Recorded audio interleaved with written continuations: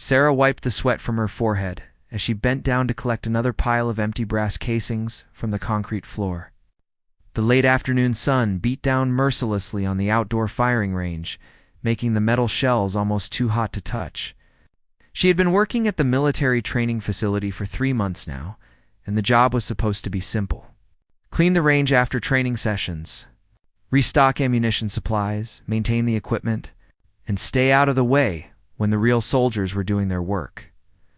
Nobody told her that staying out of the way would become impossible once scorching.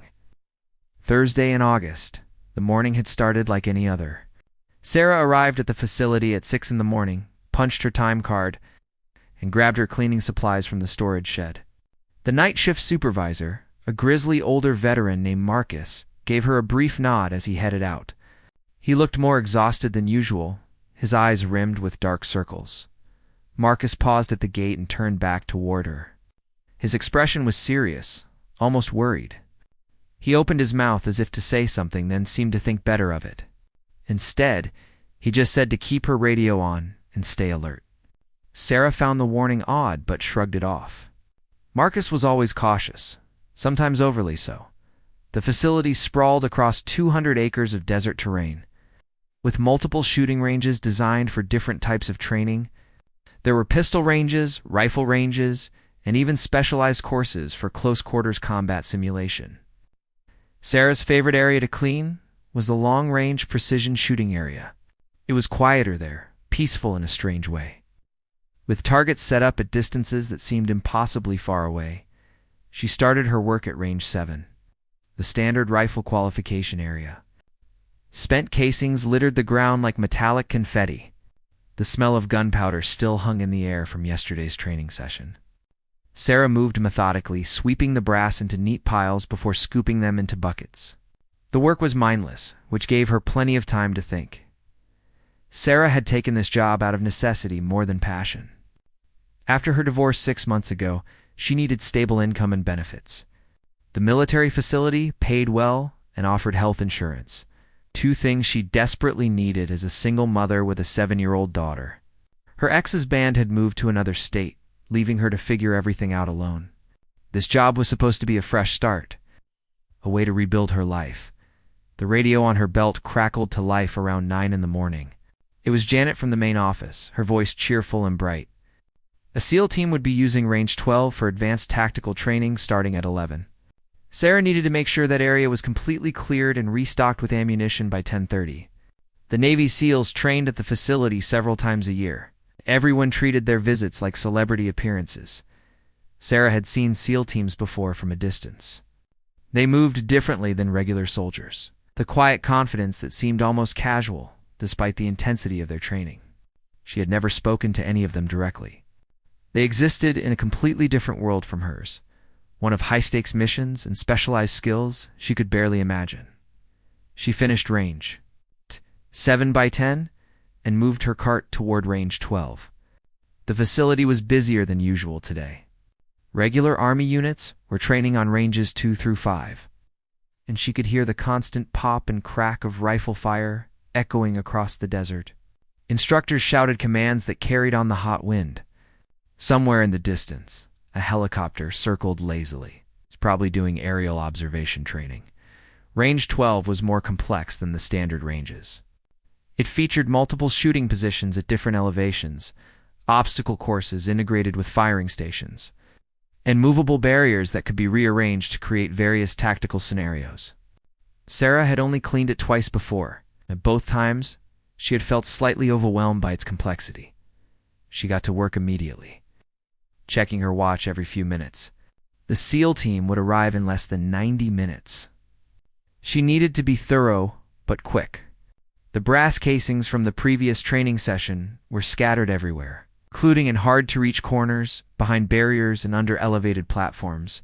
Sarah crawled on her hands and knees in several spots, her uniform getting dusty and stained. While restocking the ammunition lockers, she noticed something unusual. One of the supply boxes had been opened, but not fully unpacked. Inside were specialized rifle magazines that she didn't recognize. They looked different from the standard issue equipment, more refined somehow. Sarah made a mental note to ask her supervisor about it later, but continued with her work. By 10:20, range 12 was spotless. Every brass casing collected, every ammunition locker stocked and organized. Sarah stood back and surveyed her work with satisfaction. She took pride in doing her job well, even if it was just cleaning up after others. The radio crackled again. The SEAL team had arrived early and was heading to range 12 now. Sarah grabbed her cart and hurried toward the exit path. She was supposed to be completely clear of training areas when active exercises were underway. It was a strict safety policy that everyone followed without exception. As she pushed her cart along the gravel path, she spotted them. 12 men in tactical gear, walking in a loose formation toward range 12. Even from 50 yards away, they radiated professionalism. Their movements were synchronized without being rigid, purposeful without seeming rushed. The man in front appeared to be their team leader. Tall and broad-shouldered with a weathered face that suggested he had seen more action than most people could imagine, Sarah kept her head down and moved quickly to the side, giving them a wide berth. She had learned early in this job that civilian contractors were essentially invisible to the military personnel.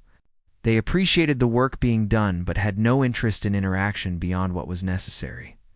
She made it back to the storage shed and began organizing her supplies for the next area she needed to clean. Through the open window, she could hear the SEAL team beginning their training. Commands were issued in calm, controlled voices. Weapons were checked and rechecked. Someone made a joke that prompted brief laughter. They sounded relaxed despite preparing for intense training. Sarah was sorting through cleaning supplies when her radio erupted with multiple voices talking over each other. The calm atmosphere of the morning shattered instantly. Someone was shouting about a security breach at the north perimeter. Another voice demanded all personnel report their positions immediately. A third voice, tight with tension, ordered all training to cease and all personnel to shelter in place. Her heart began to pound. Security breach. Those words carried weight in a military facility. She had gone through basic security orientation when she was hired, but it had all seemed theoretical, unlikely to ever actually matter. Now her mind raced through the sparse information she had been given. In case of security incident, remain calm, find secure location, await instructions. Through the window, she could see personnel from other ranges moving quickly, but not running toward the main buildings. Their weapons were held ready now, not casually slung over shoulders. The casual training atmosphere had transformed into something else entirely, something that made her stomach clench with anxiety. The radio voices became more urgent. Multiple unidentified individuals had been spotted approaching the facility from the north. They were armed. All civilian personnel were to evacuate immediately using the south access road. Military personnel were to report to their designated defensive positions. Sarah's hands trembled as she locked the storage shed. She needed to get to her car, which was parked in the civilian lot near the main administrative building. That was on the opposite side of the facility from where she currently stood. The south access road was her escape route, but she had to cross a lot of open ground to reach it. She started walking quickly, her radio clutched in one hand. The firing from the active training ranges had stopped completely now. The silence was somehow more frightening than the noise had been. She could hear vehicles starting up, doors slamming, people shouting abbreviated instructions to each other. Movement caught her eye to her right. 3 figures in civilian clothes were running along the perimeter fence about 200 yards away. They were moving toward the facility, not away from it. One of them was carrying something long and dark. Even from a distance, Sarah recognized the shape of a rifle. Her walk became a jog. Her breath came faster, not entirely from exertion. The administrative building seemed impossibly far away.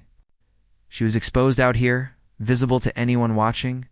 The 3 figures had disappeared behind a maintenance structure. But she knew they were still coming. The radio erupted again. Shots fired at the north gate.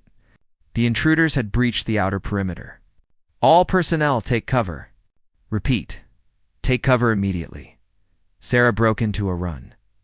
Her boots pounded against the gravel path. She could see other civilians running now too, all heading toward the parking lot, toward safety, toward anywhere but here. The sound of gunfire echoed from somewhere behind her, sharp cracks that made her flinch even though they seemed far away. She was halfway to the administrative building when she realized her mistake. She was running directly past Range 12, where the SEAL team had been training. In her panic, she had taken the most direct route without thinking about where it led. Now she was approaching the range from the access road, completely exposed. The SEALs had taken defensive positions. She could see them spread out across the range. Using the training barriers as cover, their weapons trained on various approaches to their position. They had transformed from trainees to defenders in a matter of minutes. The team leader was speaking rapidly into a radio, coordinating with someone. Sarah tried to angle her run to pass by the range quickly, without getting in their way. She was still 50 yards from the relative safety of the administrative building. The sound of gunfire was getting louder, closer. Her chest burned from running in the heat. Sweat poured down her face. Then everything changed. An explosion ripped through the morning air, the sound so loud it seemed to compress her entire body. She stumbled and nearly fell. Black smoke billowed up from somewhere near the north gate. More gunfire sustained now, multiple weapons firing rapidly. Shouts and screams carried across the facility. Sarah froze, her mind unable to process what was happening. This was supposed to be a safe place, a training facility, not a combat zone. She stood there in the middle of the path, completely exposed. As chaos erupted around her, someone grabbed her arm with a grip like iron and yanked her sideways. Sarah stumbled and would have fallen if the same person hadn't steadied her. She found herself staring up at one of the Navy SEALs, a man with intense dark eyes and a face smudged with dirt and sweat. He didn't say anything, just pulled her rapidly toward Range 12 and the cover it offered. They covered the distance in seconds. The SEAL practically threw her behind a concrete barrier designed to protect shooters from ricochets. Sarah hit the ground hard, scraping her palms on the rough concrete. Her heart hammered so violently she thought it might break through her ribcage. The sounds of combat were all around her now, no longer distant but immediate and terrifying. The team leader appeared above her, crouched low behind the barrier. His face was calm despite the situation, almost eerily so. He looked at her quickly, assessing for injuries, then spoke in a voice that cut through her panic with its steady authority. He told her to stay down, stay quiet, and do exactly what they told her. Sarah could only nod, her voice completely gone. 2 more explosions rocked the facility in quick succession. Sarah pressed herself against the concrete barrier, her hands over her ears. Debris rained down somewhere close by. She could hear metal fragments pinging off the barriers around them. The smell of smoke filled her nose, thick and acrid. The SEAL team had formed a defensive perimeter around their position. They communicated with hand signals and brief coded phrases that Sarah didn't understand. Their weapons tracked potential threats with smooth, practiced movements. Everything about them suggested competence and training, but Sarah could also see the tension in their postures. This situation was serious, maybe deadly. Through a gap in the barriers, she caught glimpses of the facility. Multiple fires burned near the north side. Personnel were running in organized groups toward defensive positions. Military vehicles raced along the access roads, kicking up clouds of dust. In the distance, she could see armed figures moving through the smoke. Using the chaos as cover, the team leader was on his radio constantly, receiving updates and issuing instructions. Sarah caught fragments of the conversation. Multiple hostiles, well-armed and organized. This wasn't a random attack or some kind of protest gone wrong. This was planned, executed with precision. Someone had specifically targeted this facility. One of the SEALs. Younger than the others, with a fresh face that seemed almost boyish, moved to the barrier near Sarah. He gave her a quick nod. Something that might have been meant as reassurance. Then he returned his attention to his sector of responsibility, his rifle held with relaxed readiness. The radio chatter increased in urgency. Hostiles were pushing deeper into the facility, moving toward the ammunition storage areas. If they reached those buildings, the entire facility could be at risk. Commands were issued for response teams to intercept and engage. Sarah heard the strain in the voices now. The first hints of concern breaking through professional calm. The team leader turned to his men and issued a series of rapid instructions. They were being tasked with moving to intercept one group of hostiles attempting to flank the main defensive position. It was going to require leaving their current cover and moving across open ground. Every man acknowledged the order without hesitation, already shifting into position for movement. Then the team leader looked at Sarah. His expression was hard to read. It's a mix of frustration and calculation. She was a problem he hadn't anticipated, a civilian complication in a military situation. He couldn't leave her here alone and undefended. He couldn't spare anyone to escort her to safety, and he couldn't take her with them into combat, except he had no choice. The team couldn't split up, and the current position was about to become indefensible as enemy forces maneuvered around it. Sarah saw him reach the decision, saw the moment he accepted the impossible situation. He moved close to her and spoke directly into her ear so she could hear him over the chaos. They were moving to a new position. She would stay in the center of their formation between two team members at all times. When they moved, she moved. When they stopped, she stopped. If they went prone, she went prone. She was to do nothing else, touch nothing else, and ask no questions until they reached safety. His tone left no room for argument or panic. This was her reality now. Sarah nodded, not trusting her voice. Her mind was still trying to process how her ordinary workday had transformed into this nightmare. She had a daughter at home, 7 years old, who would be getting out of school in a few hours. The thought of not being there to pick her up, of something happening to her here, made Sarah's chest tighten with fear so intense it was almost paralyzing. The team leader must have seen something in her face, because his expression softened for just a fraction of a second. He told her she would be okay. They would get her out. She just needed to trust them and follow instructions. Then he was back to being a warrior, signaling his team to prepare for movement. 2 SEALs took position on either side of Sarah. The younger one with the boyish face was on her right. On her left was an older operator with gray threading through his close-cropped hair and eyes that had seen too much. Neither spoke to her, but their positions were clearly protective. She was cargo now, precious cargo they intended to deliver safely. The team moved out in a choreographed rush. Sarah stumbled at first, not used to the speed or the crouched running position they maintained. The SEAL on her right steadied her without breaking stride. They moved between barriers, using every piece of cover the range offered. The team leaders navigated as if he had a map imprinted in his brain. Choosing routes that minimized exposure, they cleared the range area and entered the open ground between training facilities. This was the dangerous part. 200 yards of sparse desert scrub and bare dirt with minimal cover. Sarah could see the destination, a large maintenance building, with concrete walls that would offer real protection. It looked miles away. The team spread out slightly, maintaining intervals while keeping Sarah protected in the middle. They moved fast, but not recklessly, weapons scanning constantly for threats. Sarah's legs burned from the crouched running position.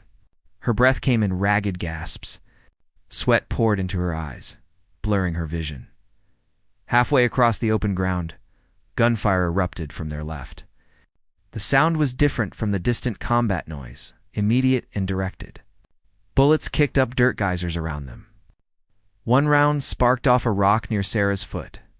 The team reacted instantly, some members returning fire while others grabbed Sarah and increased their speed. Dramatically, they were almost dragging her now. Her feet barely touched the ground. The 2 SEALs flanking her had essentially picked her up between them, carrying her while maintaining their own defensive readiness. Behind them, other team members laid down covering fire, their weapons barking in controlled bursts. The maintenance building loomed closer. Sarah could see its details now, the weathered paint, the metal door, the small windows positioned high on the walls. It represented safety, or at least more safety than being in the open. The team was going to make it. They were going to reach cover. Then the younger SEAL on her right grunted and stumbled. His grip on Sarah loosened. She saw blood spreading across his left shoulder, dark against his tan uniform. He had been hit.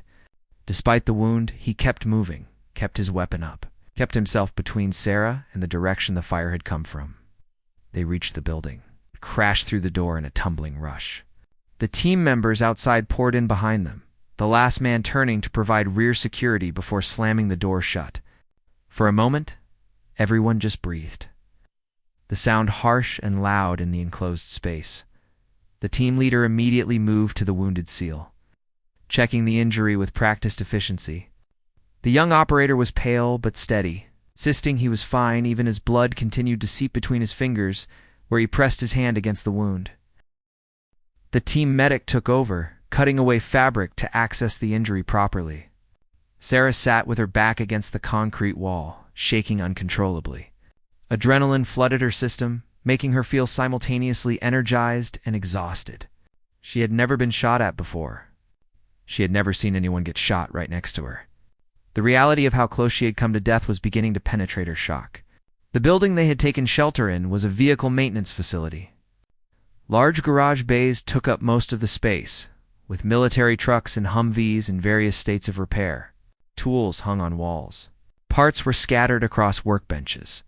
The air smelled of oil and metal. It was a far cry from the administrative offices where she had hoped to reach, but it was solid cover. The team quickly established a defensive position. They barricaded the doors, identified fields of fire from the windows, and set up a communication relay. The team leader was back on his radio, reporting their position and the civilian they were protecting.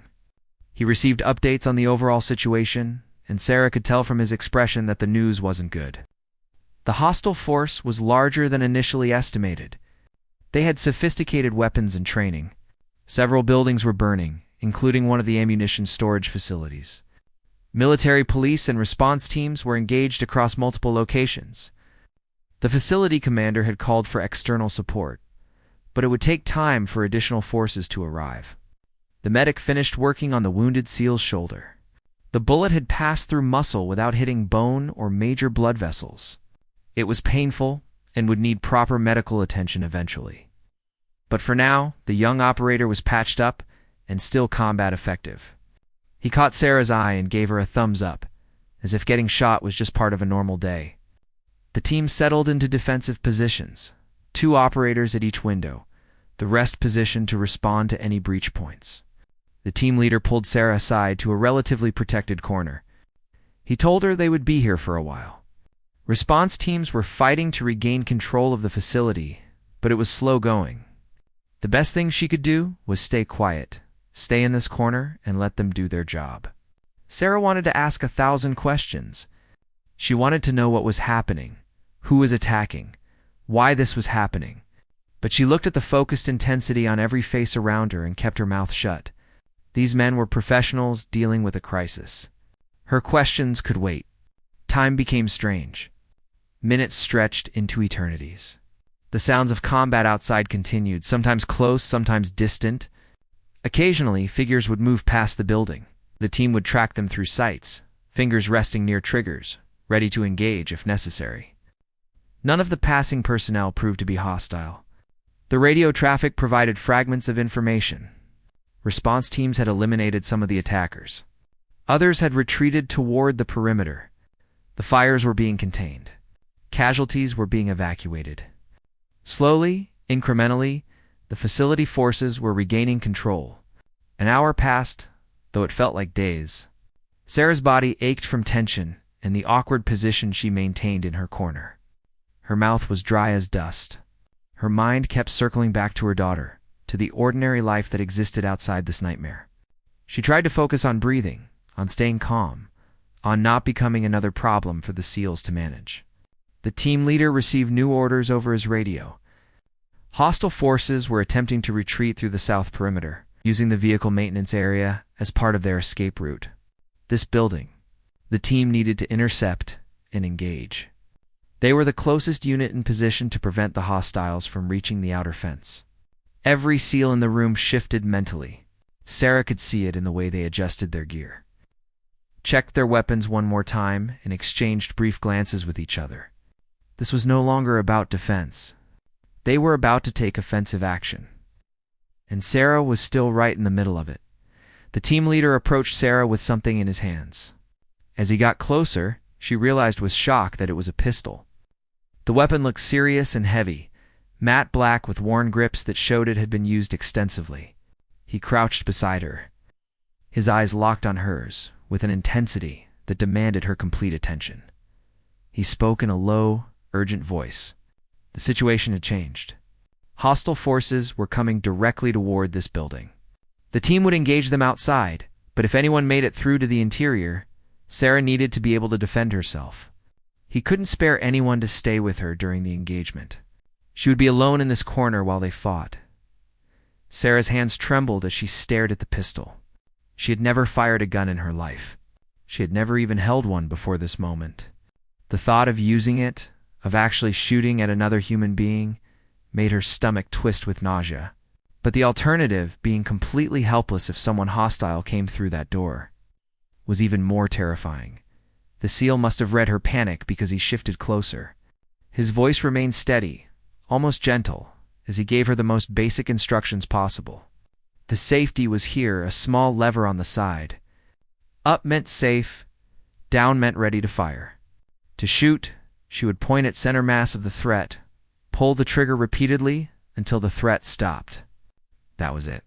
No complicated techniques, no advanced tactics, just point and shoot if her life depended on it. He placed the pistol in her shaking hands, showing her how to grip it properly. His hands were steady and sure, guiding hers into the correct position. The weapon felt alien and dangerous, like holding a coiled snake. The weight surprised her, heavier than she expected. The metal was cool against her sweaty palms. The SEAL told her one more time to stay in this corner. Behind her was a solid concrete wall that would stop any bullets coming through the building. In front of her were stacked crates and equipment that provided additional cover. This was the safest position in the structure. If she heard sustained gunfire, she should get as low as possible and wait for the team to return. If someone she didn't recognize came around those crates toward her, she needed to shoot without hesitation. Sarah nodded, not trusting her voice. The SEAL held her gaze for another moment, perhaps trying to assess whether she would actually be able to use the weapon if necessary. Whatever he saw on her face must have been sufficient, because he nodded back and moved away. To rejoin his team, the SEALs were preparing to move outside. They communicated in hand signals now, complete silence taking over. Each man checked his partner's gear, a final verification before combat. The wounded operator with the shoulder injury was standing with the rest. Refusing to be left behind despite the medic's obvious concern, his face was pale but determined. The team leader gave final instructions through silent gestures. They would exit through the side door, establish a firing line using the parked vehicles as cover, and engage the approaching hostiles before they could reach the building. It was a straightforward plan, the kind that could fall apart instantly once the shooting started. 3 SEALs moved to the door, prepared to be the first ones out. The rest of the team positioned themselves for rapid follow-up. The team leader looked back one last time at Sarah, crouched in her corner with a pistol she barely knew how to use. Their eyes met across the space. Then he gave the signal, and the team poured out of the building like water through a burst dam. Sarah was alone.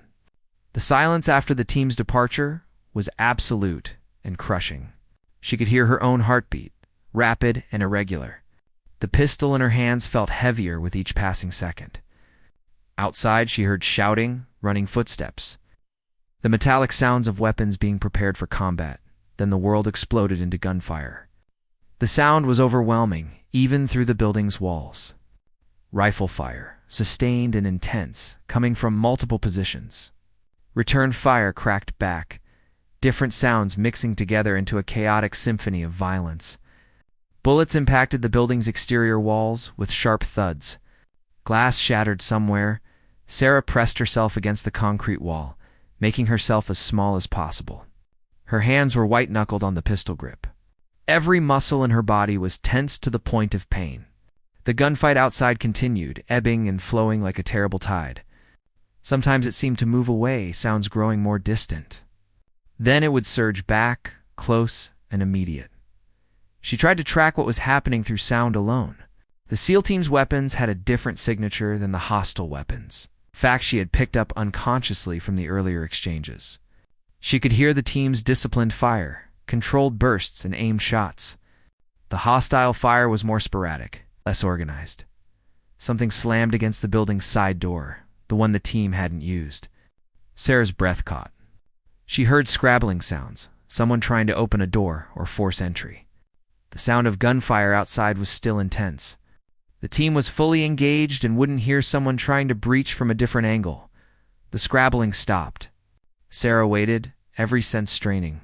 Silence from that direction, but the silence felt wrong, loaded with potential threat. She adjusted her grip on the pistol, her palms slippery with sweat.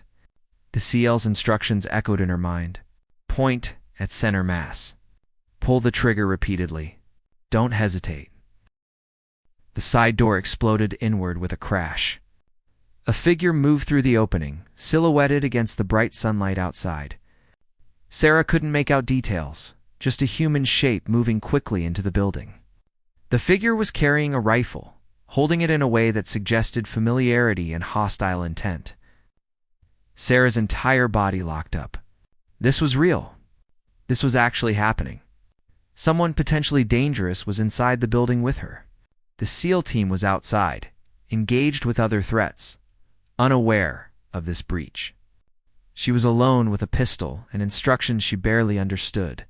The figure moved deeper into the building, not toward Sarah's corner yet, but moving in a search pattern. She could see more details now.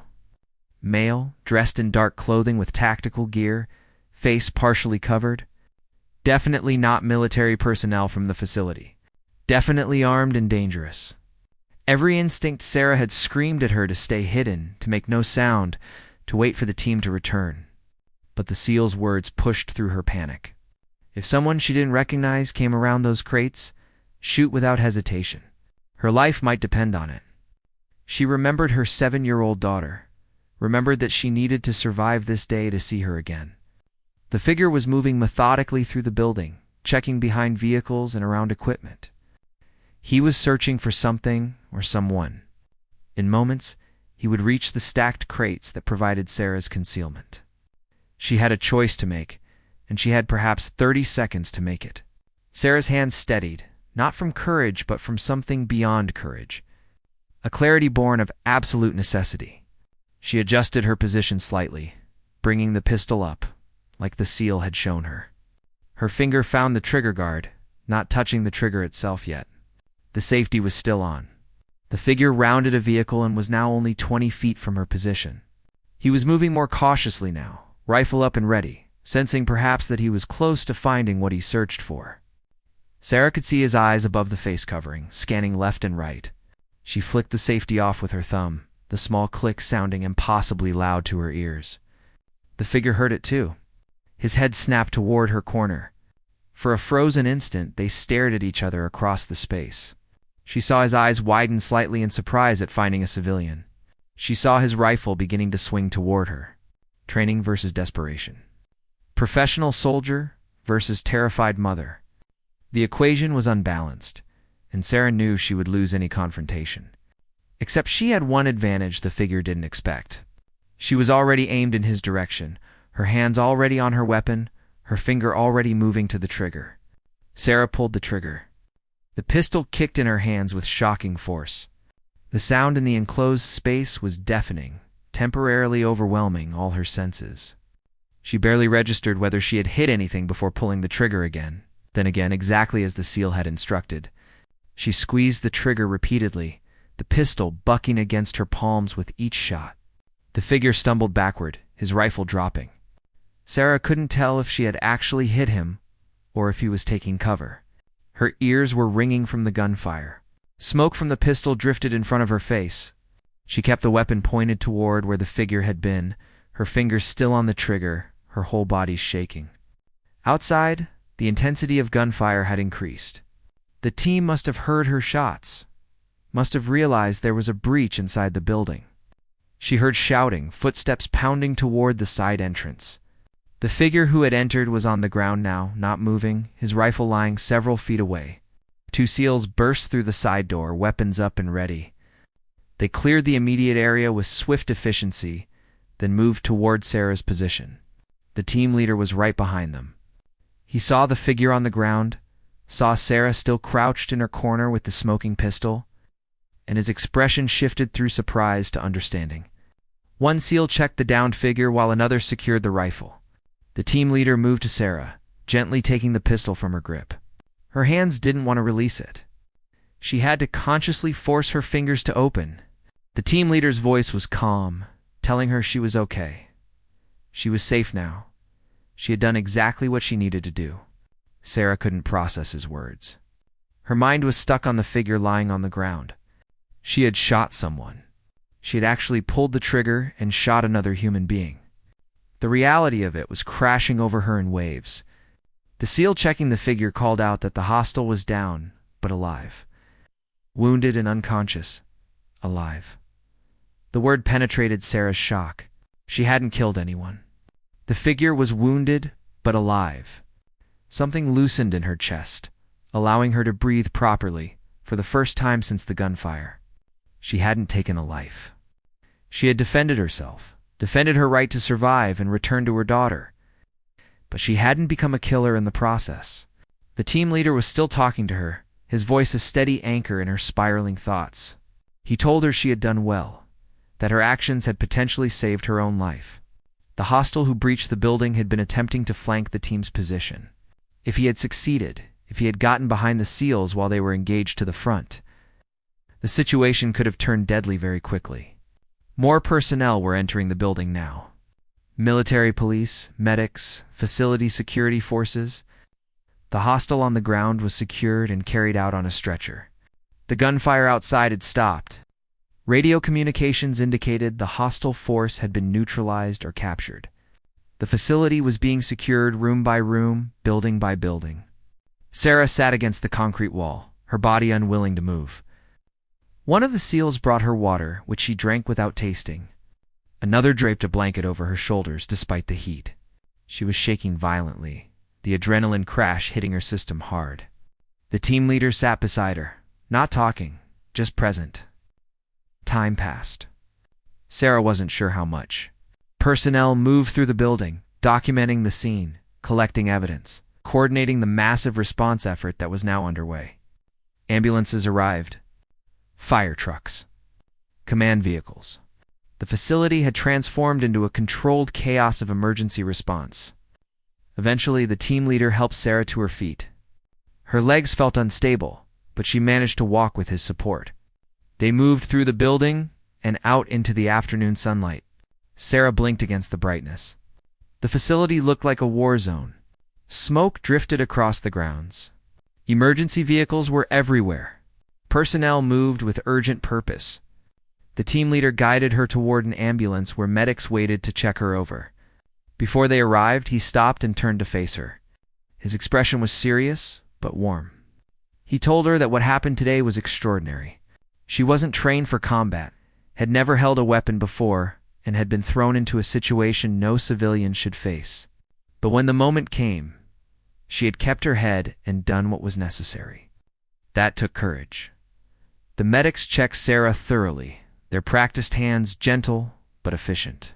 They examined her for injuries, took her vitals, asked questions about pain or discomfort. Physically, she was unharmed. A few scrapes and bruises from being pulled around during the chaos, but nothing significant. The psychological impact would take longer to assess and address, but for now, they cleared her as stable. A facility security officer approached. A woman in her 40s with kind eyes and a professional demeanor. She explained that Sarah would need to give a statement about what happened. Not right now. Not while she was still in shock, but soon. The shooting inside the maintenance building was under investigation. The fact that a civilian contractor had fired a weapon during a hostile incident required documentation and review. Sarah nodded numbly. Investigation, statement, documentation. The words felt abstract. Disconnected from the visceral reality of what she had experienced. She kept seeing the figure appearing through the doorway, kept feeling the pistol kicking in her hands, kept hearing the deafening sound of shots fired in an enclosed space. The memories played on repeat, immune to her attempts to push them away. The SEAL team was preparing to leave the area. Their part in the facility's defense was complete, and they were being reassigned to help with perimeter security while the full assessment of damage and casualties continued. The team leader came back to check on Sarah one final time before they moved out. His face showed the weariness of combat, but his eyes were alert and focused. He told her that what happened in that building would stay with her. There was no avoiding that reality. She had been forced into a life-or-death situation and had responded. The memories would be difficult, especially in the coming days and weeks. He strongly suggested she talk to someone, a professional counselor who specialized in trauma. The facility had resources available. She should use them without hesitation or shame. Sarah found her voice for the first time in what felt like hours. She asked about the young SEAL who had been wounded covering her during their run to the building. The team leader's expression softened. The operator was fine, already receiving proper medical treatment. The shoulder wound was clean and would heal without complications. He would be back with the team after recovery. The kid was tough, the team leader said with evident pride. The rest of the SEAL team gathered, ready to move out. Several of them nodded to Sarah as they passed, silent acknowledgments of the strange experience they had shared. The young wounded operator, his arm in a sling, gave her another thumbs up and a genuine smile. Then they were gone, moving off toward their next assignment with the same fluid professionalism they had displayed throughout the crisis. Sarah felt their absence like a physical thing. For the past few hours, these men had been her protection, her guides through a nightmare. They had kept her alive through training and skill and their willingness to treat. Her safety as their responsibility, even when it complicated their mission.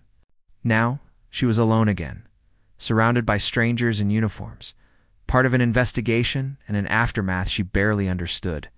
The security officer returned and gently guided Sarah toward a command vehicle where initial statements were being collected. The walk across the facility grounds gave Sarah her first real look at the damage. Several buildings had sustained fire damage, their walls blackened and windows blown out. Vehicle barriers had been erected at multiple checkpoints. Personnel with rifles patrolled in pairs, maintaining security even though the immediate threat had been neutralized. Inside the command vehicle, Sarah sat across from two investigators. One was facility security, the other was military police. Both were professional and patient. Understanding that Sarah was a civilian who had been caught in extraordinary circumstances, they asked her to describe her day from the beginning, to walk them through every moment from when she arrived at work until the attack began. Sarah found the telling difficult. Events that had seemed to unfold over days had actually occurred in just a few hours. She struggled to remember the sequence, to separate what she had seen from what she had heard on the radio, to distinguish direct experience from the confused impressions of chaos and fear. The investigators helped with gentle questions, never pushing, always giving her time to collect her thoughts. When she reached the part about being in the maintenance building, about the hostile breaching through the side door, her voice began to shake. The investigators let her pause, offered her water, waited patiently for her to continue. She described the SEAL giving her the pistol, his instructions. The terrifying moment of seeing the armed figure moving through the building toward her position. Sarah's hands trembled as she recounted pulling the trigger. The investigators assured her that her actions appeared justified based on preliminary evidence. The hostile individual she had shot was alive and in custody. He would face serious charges for the attack on the facility. Her defensive use of the weapon would be reviewed, but all indications suggested she had acted appropriately given the immediate threat to her life. The interview concluded after nearly 2 hours. Sarah felt drained, exhausted, in a way that went deeper than physical tiredness. The investigators thanked her for her cooperation and reminded her that she might be contacted for additional questions as the investigation continued. They also provided information about counseling services.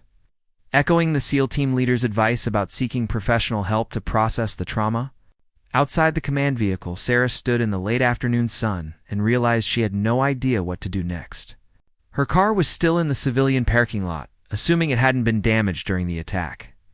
She needed to get home to her daughter. School had ended hours ago. Sarah's mother had been called to pick up her granddaughter when Sarah didn't appear. Something that would have terrified the little girl and required explanations Sarah wasn't ready to give. Her phone was in her car. She had been carrying only her radio during work hours. The radio was long gone now, lost somewhere during the chaos of running and hiding. A facility administrator noticed her standing alone and approached, offering assistance. They could arrange transportation to her vehicle, or if she wasn't ready to drive, could call someone to come get her. Sarah chose to walk to her car. She needed the movement, needed to cross the facility grounds and see the aftermath with her own eyes.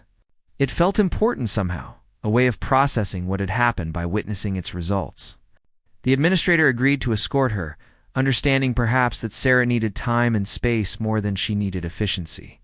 The walk took them past Range 12, where the SEAL team had been training when the attack began. The range looked abandoned now, equipment left scattered from the team's rapid transition from training to combat. Sarah remembered cleaning this exact area just hours ago, remembered taking pride in her thorough work, remembered the simple satisfaction of a job well done.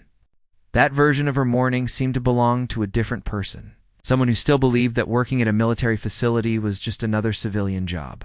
They passed the storage shed where Sarah had been organizing supplies when the first security alerts came through the radio. The door stood open, her cart of cleaning supplies still visible inside. It looked so ordinary, so mundane, a perfect representation of the life she had been living before everything changed. She wondered if she could ever return to that simplicity, or if this day had fundamentally altered her in ways she couldn't yet comprehend. The civilian parking lot had been secured and cleared. Sarah's car sat exactly where she had left it that morning, untouched by the violence that had swept through the facility. The normalcy of it felt jarring. She thanked the administrator for the escort and retrieved her keys from the locked glove box where she always left them during work hours. Her phone showed dozens of missed calls and messages. Her mother frantic with worry, her ex-husband demanding to know what was happening. Friends who had seen news reports about an incident at the military facility, the facility's HR department checking on her welfare. Each notification represented a piece of the aftermath she would have to navigate. Conversations she would have to have, explanations she would need to provide. Sarah called her mother first. The older woman answered on the first ring, her voice tight with controlled panic. She had Sarah's daughter with her. The little girl was fine, though confused and worried about why Mommy hadn't come to pick her up. News reports had been vague about what happened at the facility, mentioning only a security incident with casualties. Her mother had been imagining the worst for hours. Hearing about her daughter broke through Sarah's shock more effectively than anything else had. Her voice cracked as she assured her mother she was okay, uninjured, safe. Yes, something terrible had happened at the facility. No, she couldn't explain it all over the phone. She was leaving now, would be home in 30 minutes, and would tell her mother everything then. Most importantly, she needed to see her daughter, to hold her and be held, to remember what she had been fighting to survive for. The drive home passed in a blur. Sarah navigated familiar streets on autopilot, her mind unable to focus on anything beyond getting to her daughter. The sun was setting, painting the sky in shades of orange and purple. Families were having dinner in the houses she passed. People were walking dogs, watering lawns, living ordinary lives on an ordinary evening. The disconnect between their normal world and what Sarah had just experienced felt overwhelming. She pulled into her driveway and sat for a moment, gripping the steering wheel. Her mother's car was parked on the street. Inside that house was her daughter, the center of her world. The reason she had found the courage to pull that trigger when every instinct screamed at her to freeze. Sarah took a deep breath, wiped her eyes, and went inside. Her daughter launched herself from the couch the moment Sarah entered. Small arms wrapped around her waist in a fierce hug. Sarah dropped to her knees and held her daughter tightly, breathing in the familiar scent of her hair, feeling her solid warmth. The little girl was asking questions, wanting to know why Mommy was late, why she looked so tired, whether everything was okay. Sarah assured her that everything was fine now. There had been an emergency at work, something unexpected, but Mommy was home and safe. They would have dinner together, maybe watch a movie, just be together. Her daughter seemed satisfied with the explanation, resilient in the way children can be when the adults around them project calm. Sarah's mother was less easily reassured. After dinner, after the little girl was settled in front of a favorite show, Sarah sat with her mother in the kitchen, and tried to explain what had happened. The attack on the facility, being trapped during combat, the SEAL team protecting her, the hostile breaching the building. Having to defend herself, her mother listened with growing horror, her hand covering her mouth. When Sarah finished, there was a long silence. Then her mother reached across the table and took Sarah's hands in hers. She said nothing about courage or strength or any of the words people typically used in these situations. She just held her daughter's hands and cried, releasing the terror she had felt all day, wondering if Sarah would come home. The next days were difficult in ways Sarah hadn't anticipated. The facility was closed while the investigation continued, and security measures were reviewed. Sarah was placed on paid administrative leave, standard procedure after such an incident. She tried to maintain normal routines for her daughter's sake, getting her to school, helping with homework, making meals. But everything felt hollow, performed by a version of herself that was going through the motions. The nightmare started on the second night. Sarah would wake gasping, the sound of gunfire echoing in her ears, the weight of the pistols still heavy in her hands. She dreamed of the hostile figure moving through the building, dreamed of making different choices that led to worse outcomes. Sleep became something she dreaded rather than craved. She followed the advice she had been given and contacted one of the counselors the facility provided. The woman was experienced with trauma, particularly trauma related to violence and life-threatening situations. Their first session consisted mostly of Sarah talking, letting the story pour out in all its chaotic detail. The counselor listened without judgment, helping Sarah understand that her reactions were normal responses to an abnormal situation. The investigation concluded after 2 weeks. Sarah's actions were deemed justified and appropriate. The hostile she had shot was confirmed to be part of an organized extremist group that had targeted the facility. He and several others would face federal charges. The SEAL team had been instrumental in repelling the attack and limiting casualties. Sarah's name was kept out of public reports as much as possible to protect her privacy. The facility reopened with enhanced security measures. Sarah was cleared to return to work when she felt ready. But standing in her living room with the return-to-work authorization in her hands, Sarah realized she wasn't sure she could go back.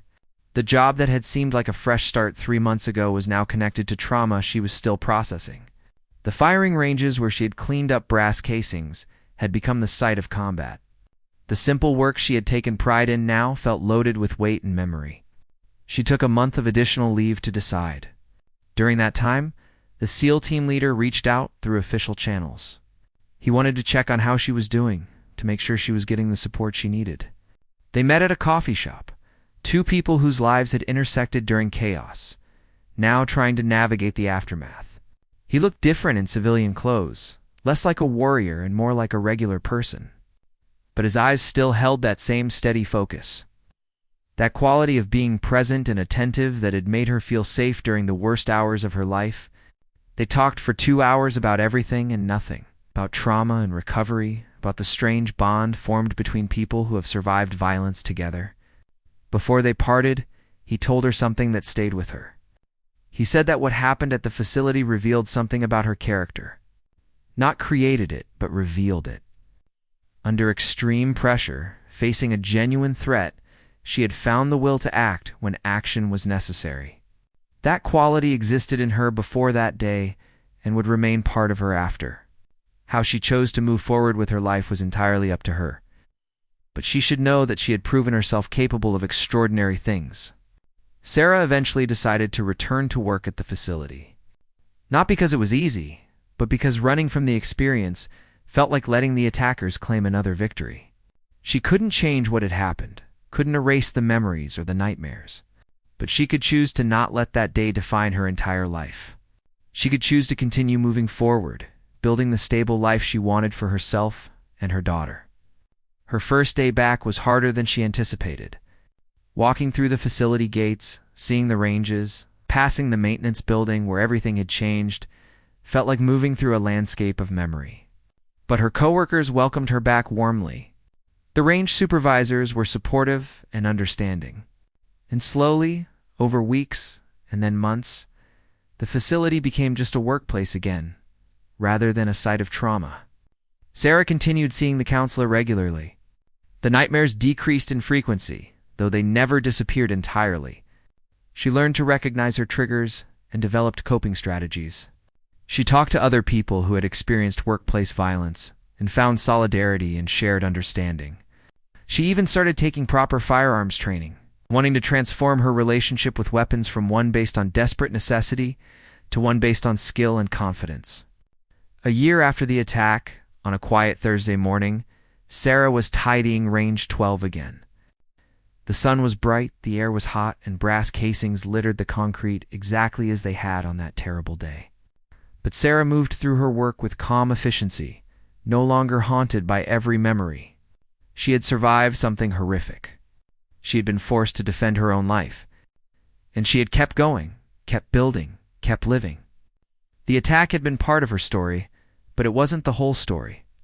It wasn't even the ending. It was just a chapter, one she had written through and emerged from on the other side.